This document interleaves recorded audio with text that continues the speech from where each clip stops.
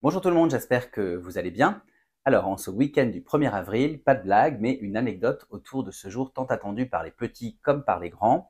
Cette journée qui, vous le savez, est consacrée aux farces et aux poissons, une journée dont je vous propose de découvrir les origines et les légendes. En effet, chaque année, le 1er avril apporte son lot de blagues et de farces plus ou moins réussies, et de nombreux poissons en papier sont découpés et collés dans le dos des parents par des enfants qui lancent en riant un malicieux poisson d'avril. Pourtant, sait-on vraiment à quand remonte cette tradition et d'où elle vient? Alors, comme souvent, plusieurs explications coexistent, que ce soit pour le choix du jour, donc le 1er avril, comme pour celui des emblématiques poissons, et je vous propose tout de suite de partager avec vous les différentes histoires que j'ai pu lire et les différentes légendes que j'ai pu entendre à ce sujet. Tout d'abord, d'un point de vue historique. D'un point de vue historique, l'expression poisson d'avril apparaît pour la première fois en 1466 dans l'ouvrage de Pierre Michaud, Doctrinal du temps présent. À l'époque, un poisson d'avril est alors défini, je cite Pierre Michaud ici, un poisson d'avril est défini comme un entremetteur, un jeune garçon chargé de porter les lettres d'amour de son maître. Donc vous voyez qu'ici, il n'y a rien à voir avec le poisson d'avril que nous connaissons aujourd'hui. Il faut ainsi attendre le XVIIe siècle pour que ce terme désigne une tromperie, puis le XVIIIe siècle pour que naisse l'expression donner un poisson d'avril, qui se traduit par le fait d'amener quelqu'un à agir de telle manière qu'on puisse se moquer de lui ensuite. Cependant, il ne s'agit ici que de l'apparition de cette locution, donc poisson d'avril, mais en aucun cas il ne s'agit d'une explication du choix de ce jour, le 1er avril, et de ses traditions en tant que telles. Alors d'abord, concernant le jour même du 1er avril, l'explication la plus répandue date de 1564, sous le règne du roi Charles IX, fils de Catherine de Médicis et d'Henri II, qui a régné de 1560 à 1574. Ainsi, le 9 août 1564, Charles IX décide de promulguer l'édit du Roussillon afin d'unifier le calendrier français. En effet, bien qu'à l'époque on suive le calendrier julien, ce calendrier julien instauré en 46 avant Jésus-Christ par Jules César et qui fixe le premier jour de l'année au 1er janvier, eh bien il faut savoir qu'il existe encore malgré tout au XVIe siècle un décalage entre les différentes régions du royaume et que l'ensemble de la population ne fête pas la nouvelle année au même moment. Ainsi, on va souvent encore célébrer le nouvel an au début du printemps, le 25 mars pour certains, ou plutôt le 1er avril pour d'autres. C'est donc pour éviter les confusions que Charles IX aurait décidé de faire officiellement débuter l'année au 1er janvier, même si ici il n'existe apparemment aucun écrit pour le prouver concrètement. Pour autant, malgré cette directive royale, les informations ne circulaient pas aussi bien au XVIe siècle qu'aujourd'hui, notamment au sein d'une population majoritairement analphabète.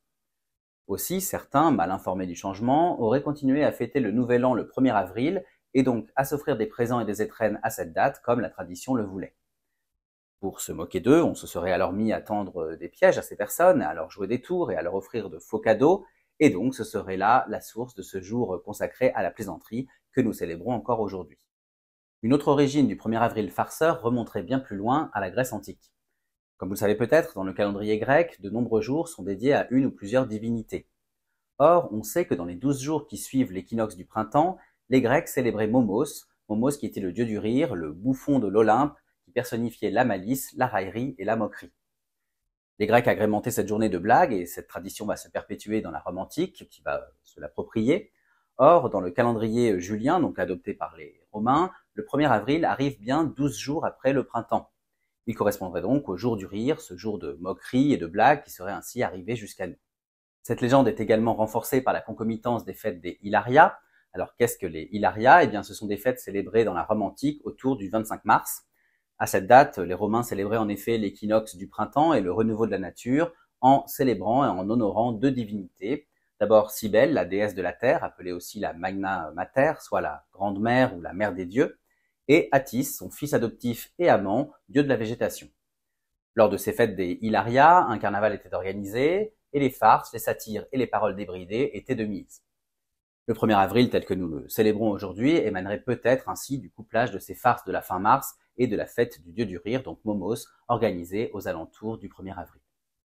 Cela étant dit, je laisse le soin à chacune de choisir la plus crédible de ces deux versions, mais en revanche, vous noterez qu'aucune d'elles n'explique l'origine de la tradition du poisson d'avril, et donc je vous propose maintenant de vous présenter les différentes hypothèses que j'ai pu relever à ce sujet.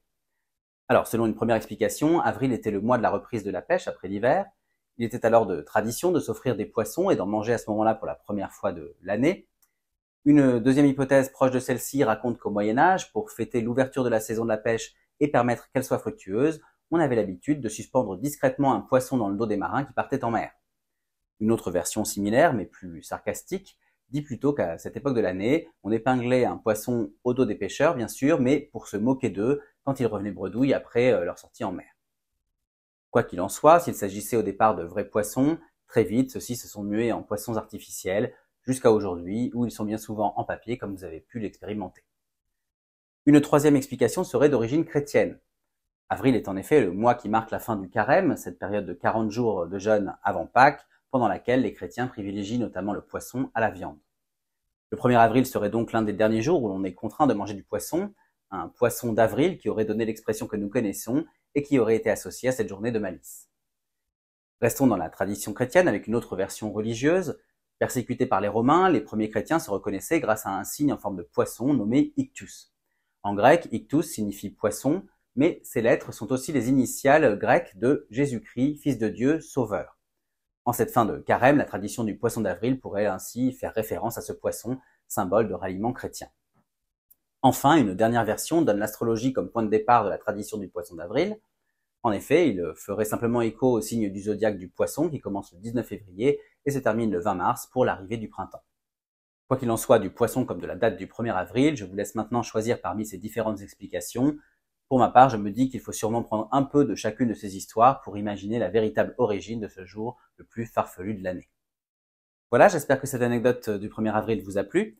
Je vous remercie pour votre écoute et je vous invite à visiter mon blog, lescarnetsdigor.fr, pour retrouver l'article illustré concernant cette anecdote. N'hésitez pas également à vous balader sur ce blog pour retrouver d'autres anecdotes et d'autres visites de milieux historiques et culturels favoris à travers les articles et les podcasts dédiés. Enfin, vous pouvez aussi bien sûr me suivre sur Facebook, Instagram, TikTok et YouTube pour retrouver toutes mes actualités en photo et en vidéo. Et je vous dis à très bientôt pour d'autres aventures, d'autres anecdotes et d'autres visites.